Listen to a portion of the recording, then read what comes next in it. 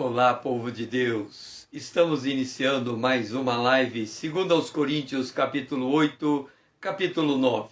Paulo ensinando a igreja de Corinto acerca da virtude da generosidade. Na última live, nós estivemos falando sobre a chave para administrar a oferta em função da assistência aos santos.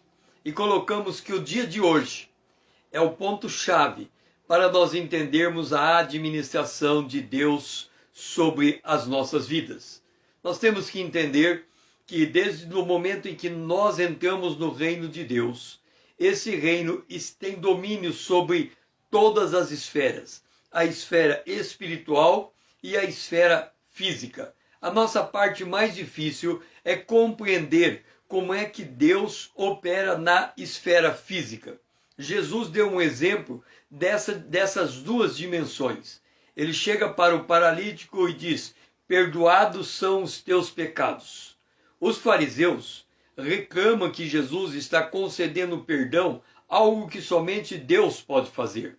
Acontece que Jesus é Deus, Jesus é o Filho de Deus, ele é verdadeiramente Deus e verdadeiramente homem. E ele se volta para os fariseus e diz assim: o que é mais fácil, dizer perdoados são os teus pecados, ou dizer levanta, toma tua cama e anda? Para saber que o Filho do Homem tem autoridade para perdoar pecados, paralítico, levanta, toma tua cama e anda. E assim o paralítico se levantou e saiu caminhando, demonstrando que para Deus não há diferença na dimensão espiritual com a dimensão natural. Um outro exemplo que temos disso é o milagre da provisão de Deus para Elias. Deus, quando veio um período de fome muito grande, já por 3 anos havia fome sobre Israel, Deus pede para que Elias vá à beira de um córrego. E ali ele foi sustentado por um bom tempo por corvos, trazendo a ele carne. Mas ele bebia da água do ribeiro. Os corvos traziam carne, a ação sobrenatural, e o ribeiro, a ação natural. Então Deus trabalha sempre conosco nessas duas dimensões, na dimensão natural, na dimensão espiritual, quando nós entendemos a grandiosidade do reino de Deus e que nós estamos inseridos neste reino. Então, na live anterior, nós colocamos o foco no dia de hoje e colocamos que Deus é o eu sou, o aqui, o agora. Deus é o Deus de hoje, ele opera tendo isso por base. Devemos observar que o apóstolo Paulo, orientando as igrejas, seja as igrejas da Macedônia ou a igreja de Corinto, a levantar oferta, ele aconselhava a estas igrejas separar oferta no primeiro dia da semana, que é o domingo, segundo a prosperidade deles. Nós devemos lembrar que a sociedade daquela época era uma sociedade diarista. Então eles recebiam dinheiro, mas durante a semana tinham que trabalhar. Então, num dado momento, uma semana, Paulo pedia: junta isso que vocês ganharam na semana e aí em cima disso vocês extraem a oferta de vocês. Então eles faziam ofertas semanalmente. Mas se a gente observar, muitos de nós temos a renda mensal. Nós recebemos o salário mensal ou quinzenal. Então a oferta e o momento de retirar a oferta vem de acordo com a maneira como a nossa renda é gerada. Empresários e empreendedores têm oferta às vezes semestral, às vezes anual, então eles precisam trabalhar as ofertas de acordo com a maneira como eles recebem o dinheiro. O fato é que nós temos que entender que para administrar a nossa renda, a nossa finança, o nosso orçamento e poder separar algo para dar de oferta, o que mais precisamos mudar é a nossa concepção de riqueza, a maneira como nós enxergamos o trato das coisas financeiras. Nós precisamos aprender a ser educado financeiramente. E quando o Senhor trata de oferta, e nós fizemos a demonstração, as igrejas da Macedônia, elas passavam por profunda profundo estado de pobreza. Por outro lado, se nós formos observar a história da viúva que chega a Eliseu toda endividada e pedindo socorro, e Eliseu pergunta o que ela tem, e ela faz ênfase que ela tem a farinha, o azeite, e o azeite é multiplicado. Então, depois que ela volta a se aconselhar com o profeta, ele diz: venda o que você adquiriu do azeite multiplicado, pague a sua dívida e viva do resto. Portanto, ela passou a viver ou girar o seu capital na venda de azeite. Ela se tornou uma mercadora de azeite. Com isso, nós entendemos que a oferta ela deve ser extraída da renda e não do patrimônio. Por que da renda e não do patrimônio?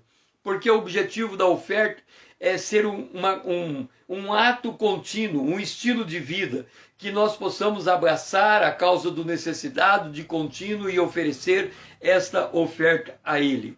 Mas hoje nós vamos tratar sobre como devemos disciplinar os nossos pensamentos para nos enquadrarmos nas perspectivas do reino de Deus, dentro dos princípios do reino de Deus.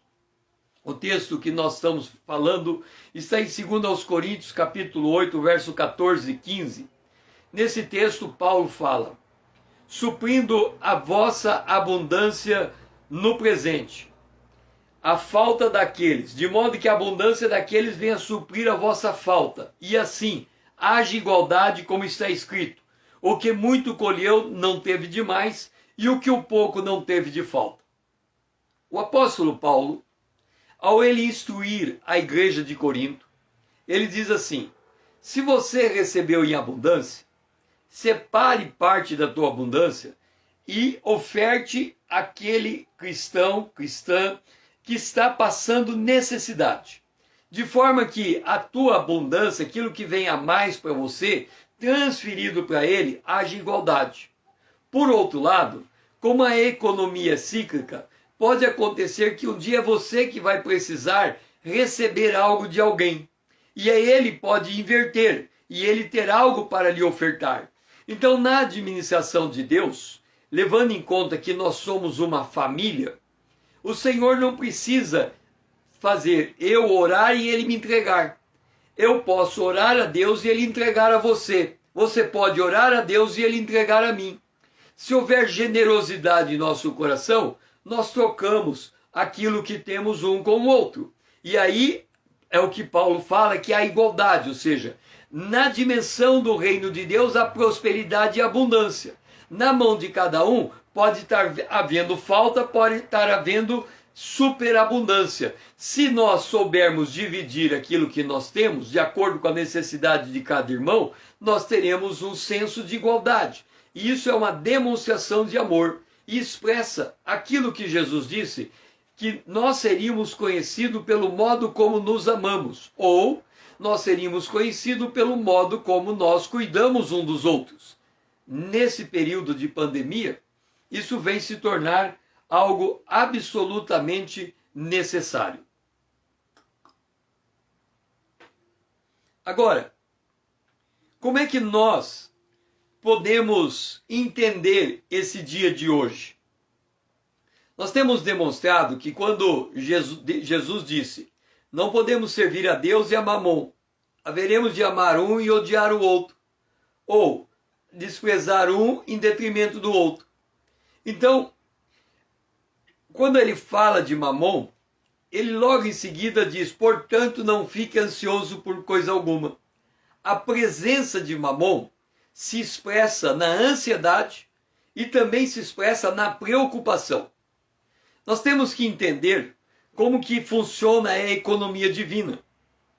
Quando nós falamos do aqui e agora, nós não estamos descartando o futuro. Mas como é que as pessoas devem pensar o seu futuro?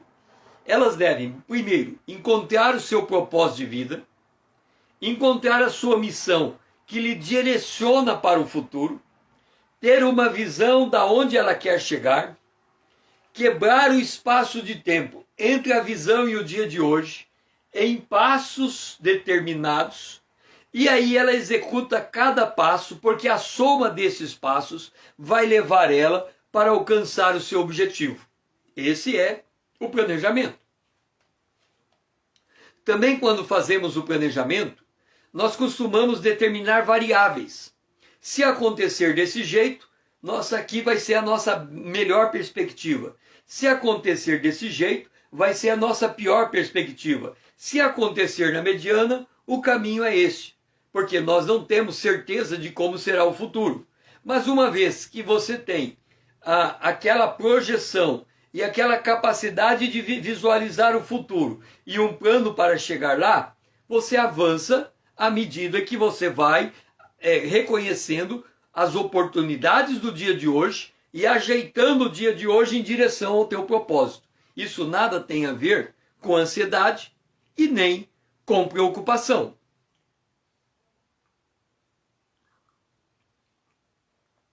É por isso que nós precisamos entender a lógica de Deus para mudar a nossa forma de pensar. Agora veja bem, todas as saídas para o futuro, todas as chegadas do passado, elas caem no presente. É no presente que eu fico pensando o passado ou que eu fico projetando o futuro. É no presente que eu posso lançar uma sombra para o futuro e ficar com medo dele, ou sentir-me traumatizado pelo passado. Seja o passado, seja o futuro, é hoje e agora a hora adequada para eu tratar do meu presente. Por outro lado, quando eu estou no aqui e agora, e nós começamos a redimensionar a nossa existência, nós olhamos para o futuro e o que é que queremos? Que a nossa sorte mude, que a nossa jornada seja diferente, que a gente possa assumir novos desafios, que a gente possa, olhando para o passado, desfazer mal-entendidos, que a gente, olhando para o passado, possa liberar o perdão, que a gente, olhando o passado, possa reconstruir os relacionamentos. Tudo isso se encontra no dia de hoje. No dia de hoje, nós podemos realinhar o futuro, nós podemos passar uma régua no passado. Agora, a grande maioria, ela não consegue viver no presente. Ou ela está presa ao seu passado, ou ela está fisgada pelo futuro. Ou ela sonha por algo que ela nunca alcança, e aí ela fica frustrada, ou ela olha para trás e reclama da vida que teve e das oportunidades que perdeu. Seja olhando para o futuro nessa perspectiva, seja voltando para o passado, o que de fato está acontecendo é que a pessoa está perdendo o dia de hoje. E aí ela se alimenta de preocupação, de medo, de ressentimento. E o resultado é que o seu coração endurece. Quando ela tem uma esperança que não se cumpre, o seu coração endurece. Mas qualquer que seja o futuro que se queira construir, ele passa pelo dia de hoje. E é por isso que Jesus, ele bate na tecla, e toda a palavra de Deus fala isso, acerca de reconhecermos a presença do medo e como nós devemos lidar com ele. Por exemplo, em Mateus, capítulo 10, verso 28, Jesus disse assim: não temais os que matam o corpo, e não pode matar a alma. Temei antes aquele que pode fazer perecer no inferno tanto a alma como o corpo. Vamos entender a palavra. Não tenha medo daquele que só é capaz de matar o teu corpo, mas não pode dar destino à sua alma. Quem é que pode matar o meu corpo, mas não tem poder para dar destino à minha alma? Primeiro, o homem, ele pode me matar, mas ele não pode determinar para onde a minha alma vai. O outro, o diabo, ele também pode matar, mas ele não pode determinar o destino daquele que ele mata. Por isso que quando nós cremos em Jesus, nós já estamos dentro da vida eterna, e Paulo fala: eu não sei o que escolho. Se eu fico, eu abençoo você. Se eu vou, eu estou com Cristo. Dos dois lados está bom. Com Cristo é melhor. Então, quando nós adquirimos a perspectiva da vida eterna, muda completamente a relação que temos com o medo. E o único que pode fazer perecer no inferno tanto a alma quanto o corpo é Deus no juízo final. Mas só vai passar pelo juízo final e ter esse destino aqueles que não têm o seu nome escrito no livro da vida. E só não têm o seu nome escrito no livro da vida aqueles que não recebem Jesus como seu Senhor e Salvador. Todo aquele que recebe Jesus como Senhor e Salvador, este tem o seu nome escrito na vida, no livro da vida. Ele é justificado em Cristo Jesus. Ele passa a ter a vida eterna, porque Jesus se faz presente na sua vida. Ele se torna a habitação do Espírito Santo, que é o selo e garantia dele de que ele vai para o céu. Então, Jesus, diante da obra que ele fez na cruz, ele vem e nos diz: não tenham medo. Em Mateus capítulos 10, 31, ele continua dizendo: não temais, pois, bem mais valeis vós do que muitos pardais. Ele está dizendo que, olha, observe os pássaros. Os pássaros não guardam mantimento para o inverno. No entanto, Deus sustenta cada um deles. E nós valemos muito mais do que os pássaros.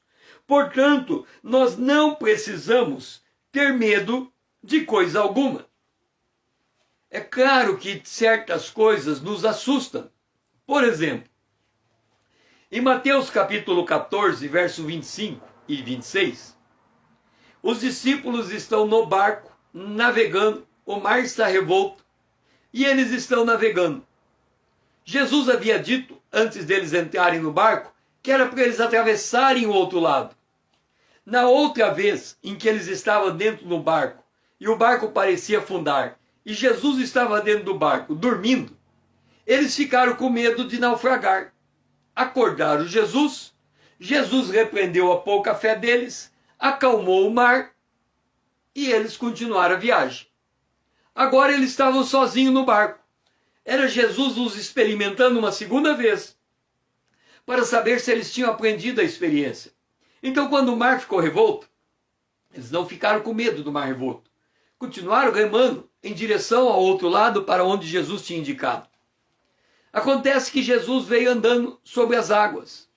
E um homem andando em cima do mar, das águas do mar, isso eles nunca viram. E na quarta vigília da noite, foi Jesus ter com eles, andando por sobre o mar. E os discípulos, ao verem-no andando sobre as águas, ficaram aterrados e exclamaram: é um fantasma. E tomados de medo, gritaram. Nunca tinham visto aquilo. Então, há certas coisas que de fato podem nos trazer medo. Mas o medo, ele é administrável. E é esta ideia que Jesus traz. Quando ele diz não tenha medo, ele está dizendo o medo se faz presente o tempo todo. Mas não responda a ele, não dê ouvido a ele, não faça de acordo com os ditames dele. Coloque a tua confiança em Deus. Ele tem cuidado de você. Ele sabe o que é melhor. Então, o profeta Isaías diz: se você andar em trevas e não tiver luz nenhuma, confie no Senhor e firme-se no teu Deus. Então nós somos chamados a andar com Deus em confiança e não nos deixar ser assaltado por causa do medo. Jesus, em Mateus 28, 10, depois da ressurreição, ele diz aos discípulos: então Jesus lhe disse, não temais, ide avisar a meus irmãos que se dirigem a Galiléia e lá me verão. Eles estavam com medo depois da ressurreição porque tinham perdido Jesus. Mas eis que Jesus se apresenta a eles ressurreto. E por causa da ressurreição de Jesus, Jesus declara para eles: não tenham medo.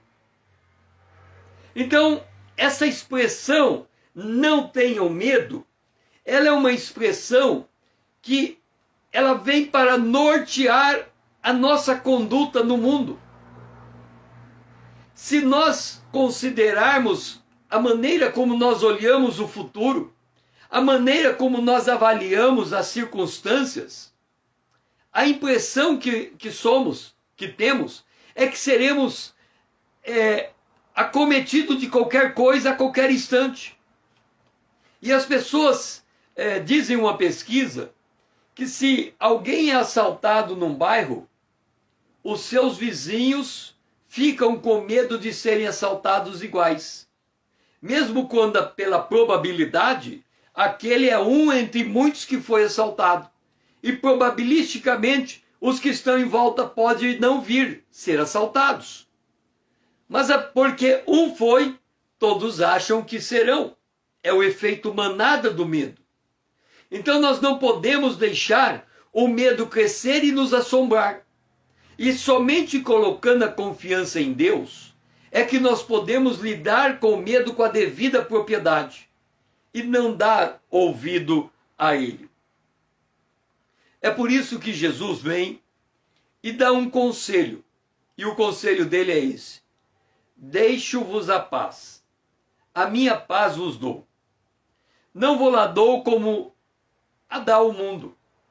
Não se turbe o vosso coração, nem se atemorize.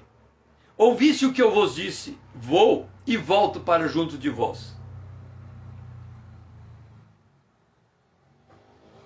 Quando Jesus declara, eu vos dou a paz está no tempo presente. Nós já temos a paz de Deus.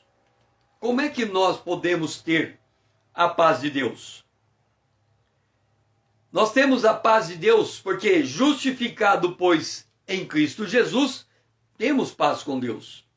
Então essa paz, ela vem da reconciliação que Jesus fez de nós com Deus, através da sua morte na cruz.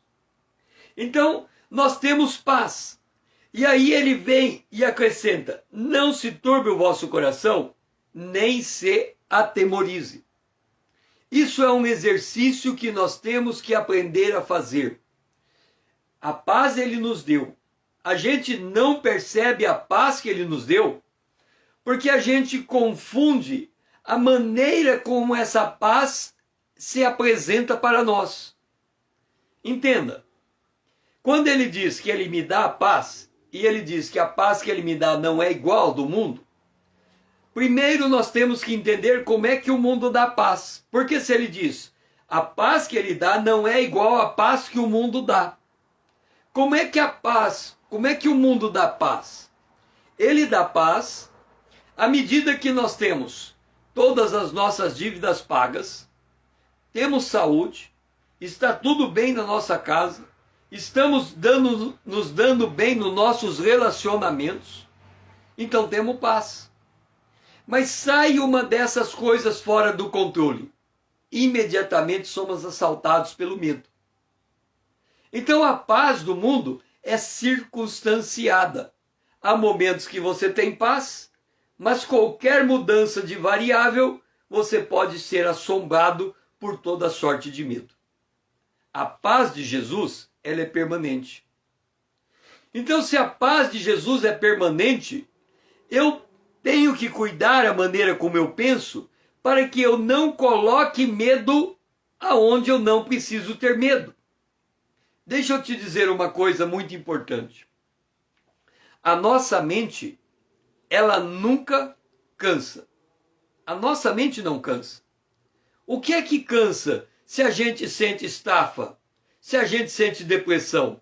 São as coisas que a gente deixa entrar na mente que nunca deveriam estar lá. A preocupação, a ansiedade, a animosidade, a inimizade. Todas estas coisas, elas geram desequilíbrios na nossa mente.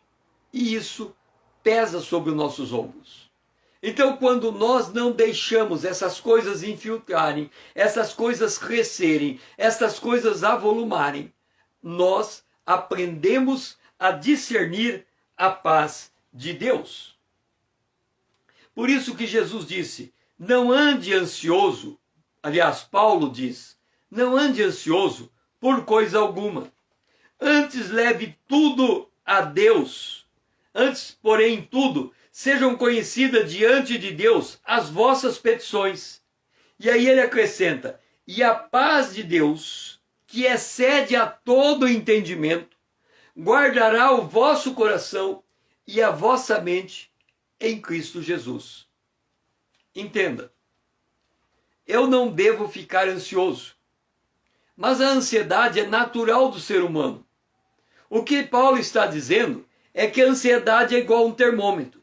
Quando ela se apresenta, é hora de elevar as minhas orações a Deus, apresentando a minha ansiedade, para que Ele possa restabelecer a paz. E uma vez que Ele restabelece a paz, o meu coração e a minha mente fica guardado dessa paz.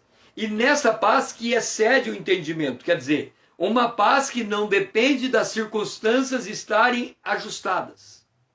É por isso que Paulo, ensinando a igreja de Corinto, acerca das igrejas da Macedônia, ele fala das igrejas da Macedônia, que eles, em meio à profunda pobreza, ele diz assim, eles, em meio de muita prova de tribulação, manifestaram abundância de alegria, e na profunda pobreza deles, superabundou em grandeza de generosidade. O que Paulo está dizendo? Eles não se deixaram dominar pelas circunstâncias, por mais adversas que elas fossem. Eles conseguiram, em meio à circunstância adversa, manifestar alegria e generosidade. É isso que a proposta de vida que o Senhor nos faz. E Salmo 31, verso 19, associa a paz e a bondade de Deus ao nosso temor a Deus, quando ele diz, no Salmo 31, 19, como é grande a tua bondade, que reservaste para os que te temem, da qual usas perante os filhos dos homens, para os que em ti se refugiam. Quando nós não deixamos o medo nos governar, mas nós tememos a Deus, a bondade de Deus vem sobre nós, porque há uma comunhão entre nós e Deus. Temer a Deus é reconhecê-lo soberano. Temer a Deus é reconhecer que Ele é Senhor sobre a nossa vida. Temer a Deus é reconhecer que Ele sabe tudo o que pensamos e tudo o que fazemos. Temer a Deus é saber que todas as coisas estão nuas e patentes diante dos olhos daquele com quem devemos tratar. Temer a Deus significa que nós devemos andar com uma consciência pura, com um coração limpo. E não é aquilo que a gente quer externar diante dos homens, mas é aquilo que Ele conhece a nosso respeito. Aquilo que Ele percebe no nosso íntimo. A nossa sinceridade, a nossa boa vontade, a nossa firmeza de caráter, as coisas que nós construímos por causa desse relacionamento com Deus. E quando nós temos esse relacionamento com Deus, há um fluxo contínuo da bondade de Deus sobre as nossas vidas. Seja bem-vinda, Rita. É por isso que Paulo, ele vem e ele diz, justificado, pois, mediante a fé, temos paz com esse Deus, por meio de nosso Senhor Jesus Cristo. Boa noite, Rita. Muito bom ter você aqui. Adoro também estar conosco. Então, justificado, pois, temos paz com Deus.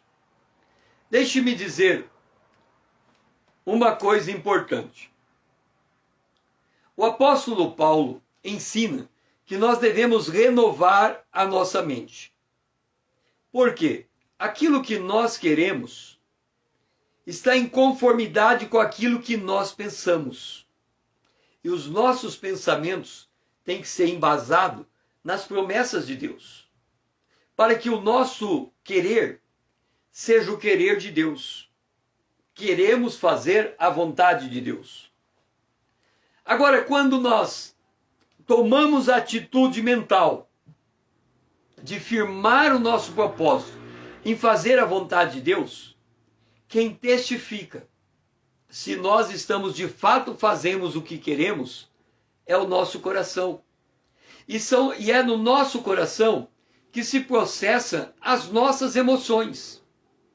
De forma que quando a gente perde o equilíbrio emocional, nós perdemos a capacidade de andar com Deus.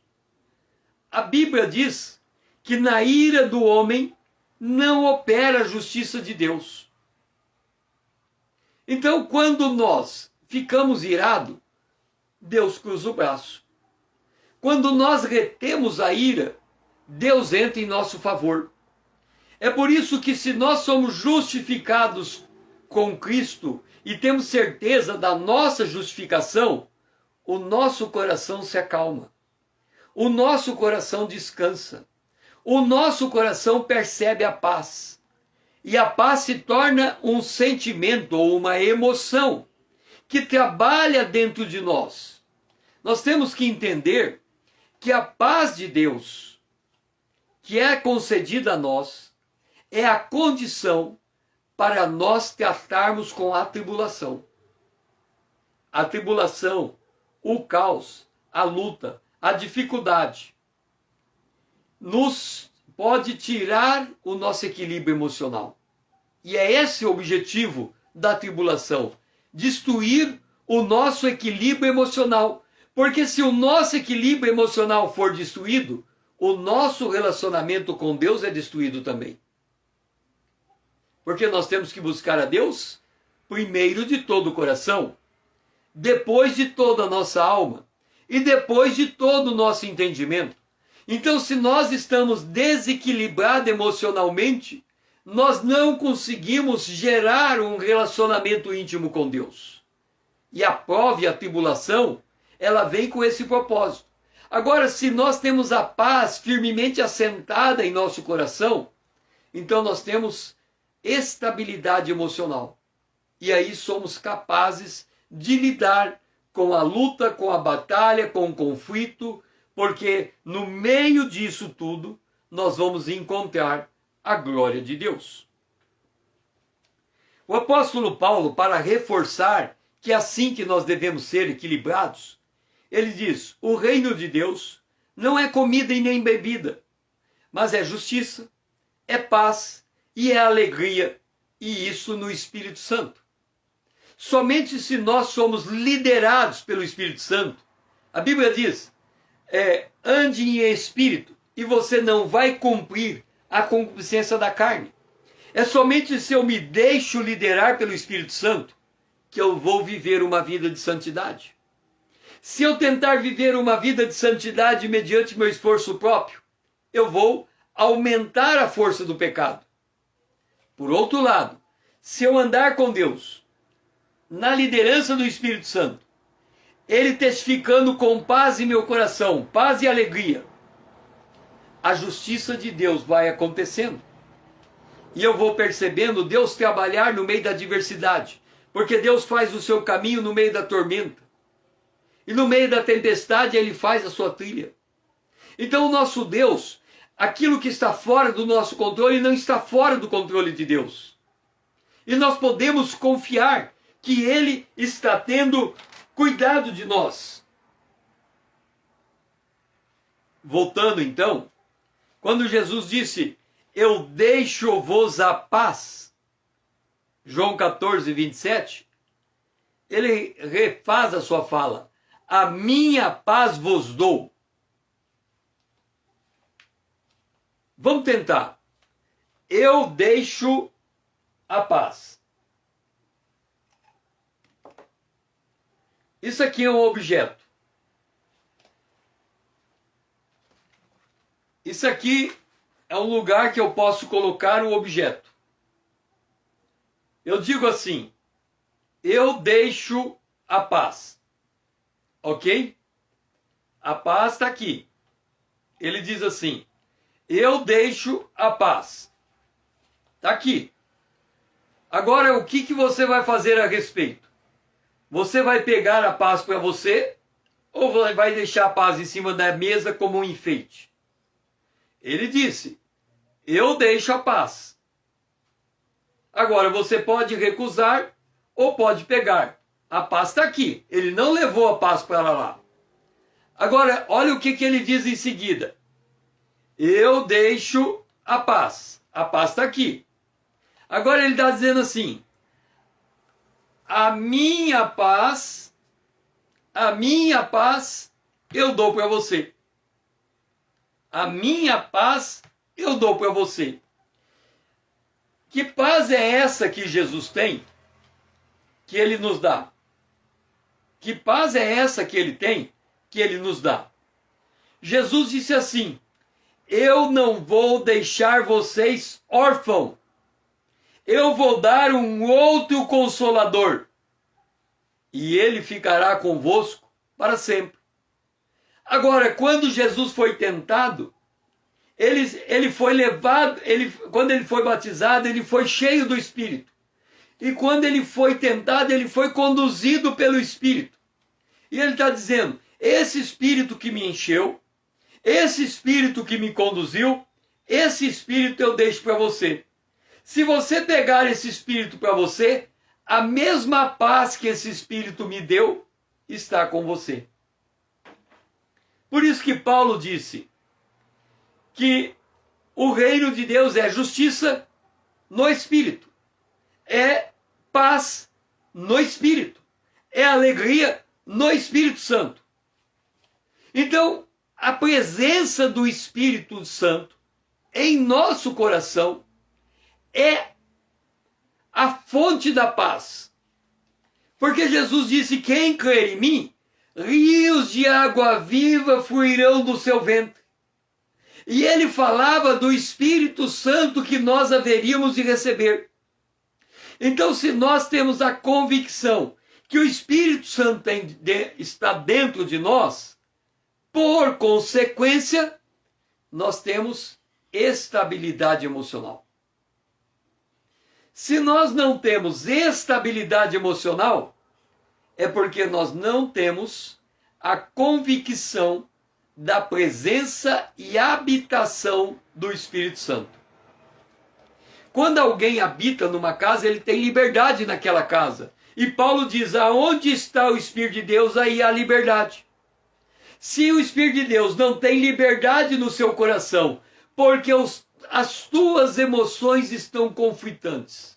Uma hora você perdoa, outra hora você está amargurada, uma hora você está triste, outra hora está abatida, uma hora está deprimida, uma hora está preocupada, uma hora está ansiosa.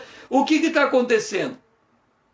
Você não consegue estar na liderança do Espírito Santo. Por isso Jesus diz, a minha paz eu te dou. Qual é a paz? A paz que estava comigo é a que eu estou entregando. E que é que estava com ele? O Espírito Santo. Ele está dando para nós o Espírito que estava com ele, porque ele se esvaziou da sua divindade, se encheu do Espírito Santo, para demonstrar como é que um perfeito homem vive na presença de Deus.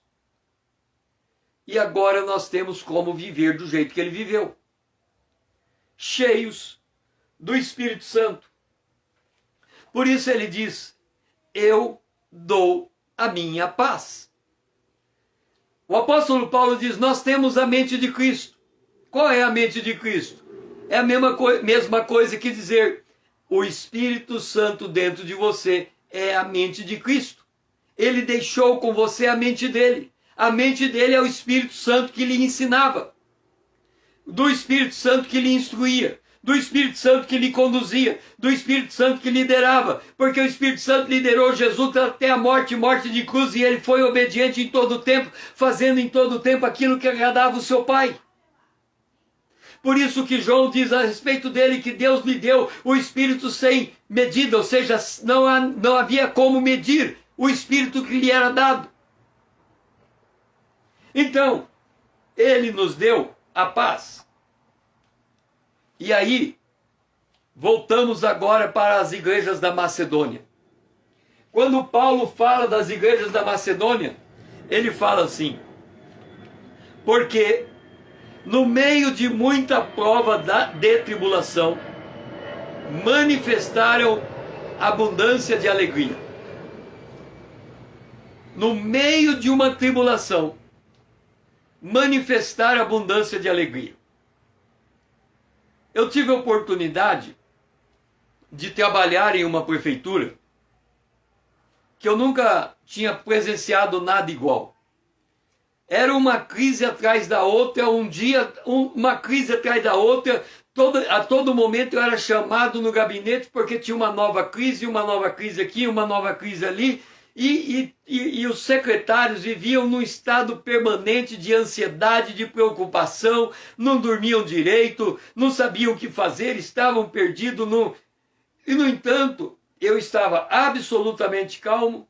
Eu andava, ouvia, atendia, dava soluções, explicava o que podia ser feito. E os secretários chegavam até mim e diziam assim: mas como é que você não perde a calma no meio desse caos?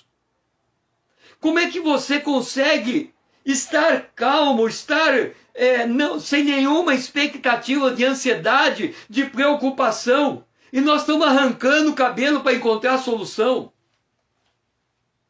Uma das razões por que eu não perdi a calma é por causa de Naum, capítulo 1, verso 3. O Senhor é tardio em irar-se, mas é grande em poder. Jamais inocenta o culpado. O Senhor tem o seu caminho na tormenta e na tempestade, e as nuvens são o pó dos seus pés. Ora, se está tudo conturbado, é o caos absoluto, está todo mundo perdido, eu não estou. Porque eu sirvo a Deus e Ele faz o caminho dele na tempestade. A questão para mim não é a tempestade, é o que vem depois. Então eu tenho que ficar com meus olhos fixos no meio daquela coisa toda nebulosa para enxergar a luz. Porque em algum lugar há luz. Então eu não me perdia naquilo que estava todo mundo com medo. Eles deixavam o medo ser conselheiro deles. Então ele estava toda hora preocupado, não vai dar aqui, não vai dar ali, não vai dar lá. E eu estava o tempo todo construindo soluções. Por quê? Porque o caminho do Senhor é no meio da tormenta e da tempestade. Em outras palavras, quando está tudo fora de ordem, bagunçado, caos completo, todo mundo perdido, ninguém sabe o que fazer, este é o habitat natural de Deus. Deus está construindo algo como Ele fez lá no início. Criou Deus os céus e a terra era sem forma e vazia. Mas o Espírito de Deus pairava sobre as águas para dar forma àquilo que era o caos. Aquilo que estava amorfo, destruído, acabado, aquilo que estava entenebrecido com trevas. O Senhor foi lá e deu a palavra: haja luz, e houve luz. E à medida que Ele foi dando a sua palavra, a ordem foi aparecendo no meio do caos. E ao final Ele diz: tudo o que eu fiz é muito bom. É por isso que nós podemos dizer: todas as coisas contribuem conjuntamente para o bem daqueles que amam a Deus, daqueles que são chamados do seu decreto, porque eles sabem que o Senhor faz o seu caminho no meio da tempestade. Para reforçar esse raciocínio, Deus disse a Jeremias: eu sei os pensamentos que tenho a vosso respeito, diz o Senhor, pensamentos de paz e não de mal, para vos dar o fim que desejais. Então, se está tudo perturbado, está tudo fora de ordem, está tudo bagunçado, está tudo fora do domínio humano, Deus está no controle. Agora Ele diz: confia, tenha certeza de uma coisa, ao final você vai ter a vitória. O choro pode durar uma noite, a alegria vem no amanhecer. Essa é a promessa de Deus, essa é a perspectiva de Deus. Jesus disse: vai chegar um dia que, se aquele dia não fosse abreviado, nenhuma carne se salvaria, mas por causa dos escolhidos será abreviado.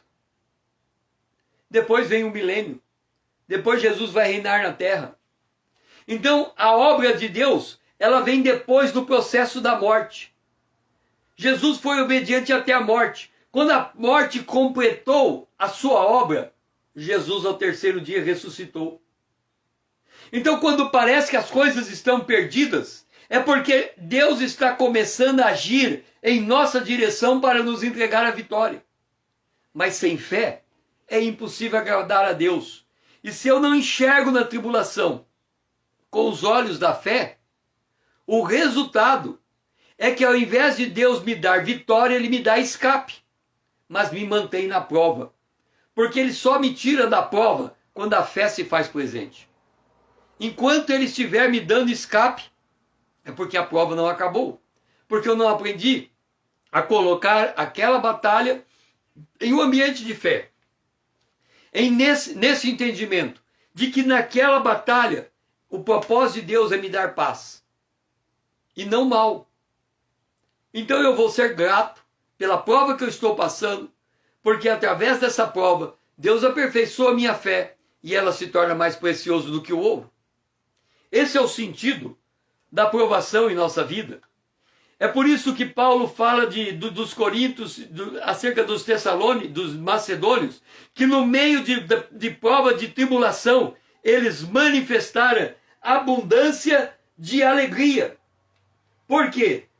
Porque eles se educaram a não olhar a tribulação pelos olhos do medo, mas pela provisão de Deus, pelos cuidados de Deus, pela graça de Deus, pela paz de Deus, pela justiça de Deus, pela justificação de Deus. Então eles estavam bem.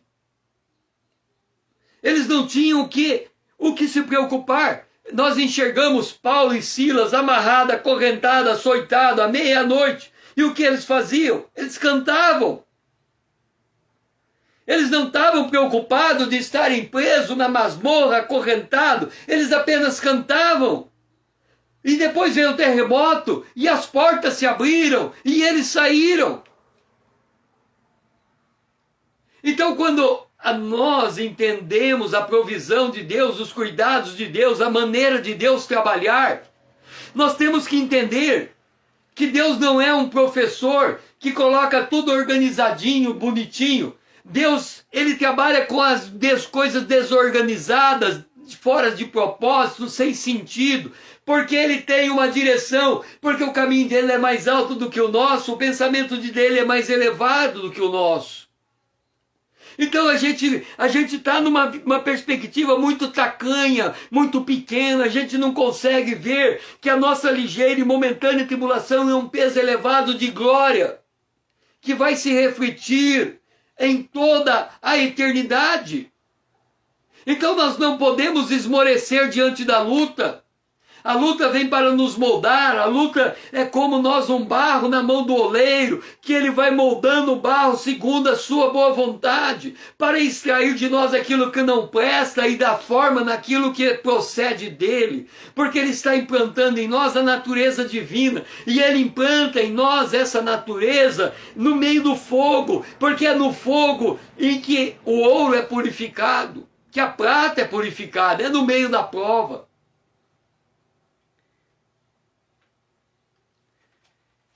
Deixe-me dizer como que a gente pode tratar a nossa mente para não colocarmos medo. Lembra que eu falei, as igrejas da Macedônia viviam em extrema pobreza, ok? Um dia eu passei por isso. Eu estava devendo algo equivalente a 20 mil por dia. Eu tinha que pagar todo dia 20 mil reais. 20 mil na segunda, 20 mil na terça, 20 mil na quarta, 20 mil na quinta e 20 mil na sexta. Ao longo da semana eu tinha que pagar 100 mil reais. A minha produção era o equivalente a um dia, 20 mil reais. Então todo dia eu tinha que produzir para receber e pagar a conta e acabava ali. Então o que eu descobri? Que se eu trabalhasse na sexta-feira, na segunda-feira eu receberia o dinheiro e pagaria a conta da segunda-feira. Se eu trabalhasse na segunda-feira, eu receberia o dinheiro e pagaria na conta na terça-feira. Só que antes de eu aprender essa matemática, a minha conta era outra. Eu chegava na segunda-feira e falava assim: eu não tenho como pagar a minha dívida. Eu estou devendo 20 mil, eu estou devendo 100 mil, eu não tenho 100 mil. Chegava segunda-feira, meu Deus, eu não tenho 100 mil para pagar, eu vou ficar, essa empresa vai quebrar, eu não tenho 100 mil para pagar, e eu ficava desesperado.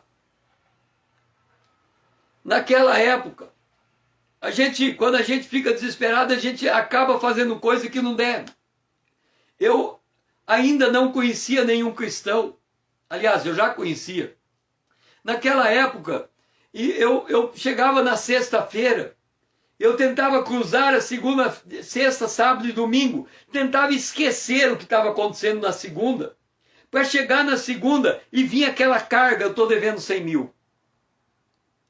Aí um dia, eu parei e falei: pera lá, eu não estou devendo 100 mil. Hoje é segunda-feira, hoje eu estou devendo 20 mil. A conta da segunda-feira é paga com a produção de sexta. O que eu tenho que fazer na segunda é receber o que eu vendi na sexta. Na terça-feira, eu tenho que fazer a fábrica funcionar na segunda. E aí eu pago a terça. Na terça-feira, eu tenho que a fábrica funcionar na terça e eu pago a quarta. Então, eu tenho o meu plano. Eu trabalho na sexta e pago a segunda. Eu trabalho a segunda e pago a terça. Eu trabalho a terça e pago a quarta. Eu trabalho a quarta e pago a quinta. Eu trabalho a quinta e pago a sexta. E aí eu ia cuidar da segunda-feira. Qual era o meu cuidado da segunda-feira? Receber o que eu vendi e fazer funcionar a empresa para produzir.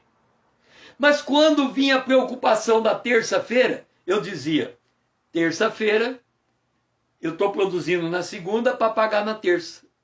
Na terça-feira eu vou cuidar com o que eu faço na terça. Terça, esquece. Eu vou trabalhar na segunda para receber o que eu fiz na sexta e vou produzir na segunda para pagar na terça. Quarta-feira, esquece. Eu só vou pensar na quarta-feira quando eu chegar na terça-feira. Quinta-feira, esquece. Eu só vou chegar na quinta-feira quando eu pagar a quarta. E aí, todas as vezes que eu ficava preocupado com a quarta-feira, eu dizia: eu estou na segunda. Na terça, eu vou ver o que eu faço com quarta. Na segunda, eu vou produzir para pagar a terça. E vou receber o que eu vendi na sexta. E aí, todas as vezes que a preocupação chegava, eu respondia a mesma coisa. Um dia, a paz chegou. E a paz chegou de tal maneira que eu nunca mais tive medo. Nunca mais eu perdi essa paz. Por quê? Porque a mente nossa, ela precisa de uma resposta. Como que eu fazia? Eu já tinha um plano, eu já estabeleci o plano. Nada mudou para eu mudar o meu plano. Então o plano era aquele, era o único que eu tinha. Então eu ia seguir o meu plano. Agora, se eu estou descansado, estou tomando um suco, estou deitado na rede, não tem nada para fazer, eu vou pensar no meu plano de novo. Eu posso mudar o meu plano? Posso. Tenho o que fazer para mudar? Não tenho, então eu fico com esse. Esquece, não vou pensar no plano. Eu estava pensando no mudar o meu plano, mas eu começava a ficar deprimido. Eu falava: não, se eu estou deprimido é porque eu estou cansado. Quando a gente está cansado, não pensa no futuro. Então eu não vou pensar, eu vou seguir o plano que eu tenho. E aí a minha mente começou a ter segurança na minha resposta, porque eu estava sempre entregando a mesma resposta, porque eu estava sempre na mesma confiança. E a minha mente começou a descansar naquela resposta, porque ela sabia que eu estava executando um plano. Podia ser bom, podia não ser, podia dar certo, podia não dar, mas era um plano, era o que eu tinha. Então a mente confiou que aquele plano daria o escape suficiente para vencer. E eu venci seguindo aquele plano. Por isso Jesus disse: portanto, não vos inquieteis com o dia de amanhã, pois o amanhã trará os seus cuidados. O que é trazer os seus cuidados? Na segunda-feira eu estou produzindo para terça. Quando eu chegar na terça, eu estou produzindo para quarta. Mas quando eu chegar na quarta, eu estou recebendo da terça. Quando eu chegar na terça, eu estou recebendo da segunda. Quando eu chegar na segunda, eu estou recebendo da sexta. Porque cada dia tem o cuidado dele, cada dia tem a provisão dele, cada dia tem a bênção de Deus nele, cada dia foi feito pelo Senhor. Então, Senhor, eu chego assim, Rita, você vai viajar para a tua cidade. Aí você chega para mim e diz assim, César, é o seguinte, eu estou sem dinheiro, tenho que viajar para a minha cidade. Será que você tem como comprar uma passagem de ônibus? Ok, Rita, eu vou comprar a passagem de ônibus. Chego lá na rodoviária, compro a passagem de ônibus. Hoje é segunda-feira, 16. Terça, 17, quarta, 18, quinta, 19, sexta, 20, sábado, 21. Comprei a passagem da Rita para o dia 21. Coloquei a passagem no bolso e a Rita me liga. César, você comprou a passagem? Comprei. Para quando? Dia 21. Ah, tá bom. Na terça-feira ela me liga de novo. César, você tem certeza que tem a passagem para o dia 21? Tem. Dia 21 eu vou na tua casa e entrego a passagem. Na quarta-feira ela me liga. Mas César, eu preciso da passagem. Mas, meu Deus, a passagem é para o dia 21. Se eu te entregar a passagem hoje, você vai na rodoviária e não vai a lugar nenhum. A passagem é para o dia 21. Espera chegar no dia 21. No dia 21 entrega a passagem. Assim é a provisão de Deus. Você precisa da provisão, ele pôs ela lá na frente naquele dia determinado. Mas toda hora você fica perguntando, será que a provisão vai estar lá? Se eu chegar lá, ela vai estar lá? Deus não trabalha na dúvida. Deus só se alegra com a fé. E se eu ficar preocupado com o dia de amanhã, o Senhor não tem como trazer a provisão, porque eu não vou enxergar a provisão dele. A provisão é como a passagem de avião. Só vale para aquele dia, a hora marcada naquele assento destinado. Não adianta regatear antes. Ele não vai entregar a provisão com antecedência. Porque se ele entregar a provisão com antecedência, você está declarando que não confia nele. Se você confia, do dia 21 você vai na rodoviária e espera chegar com a passagem. Assim também é com Deus. Se você confia em Deus, ele vai chegar com a provisão na hora que você menos espera. Eu me lembro que no começo da nossa vida eu dizia, eu estou ganhando pouco. Mas Deus suprirá a diferença. E quantas vezes os índios da aldeia vieram trazer mantimento para a nossa casa,